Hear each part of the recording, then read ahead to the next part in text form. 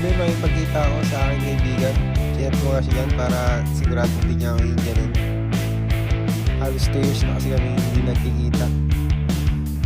Sa part na yan, nandyan na ako sa may Gapan, sa Arco. Siyempre sobrang liwanag at napakalapad ng kalsada. Dito, na-traffic ako ng konti at nakasabay ko ang daming riders from Region 4A. Ayan, di makasingit. Ang daming truck. Pero paglagpas dyan, manual na ulit. Ayan, malapit na ako dyan. Ayan na yung hospital at munisipyo. Siyempre, ayan na yung Jollibee. Katabi lang yan yung gas station na Petron. Diyan kami magkikita.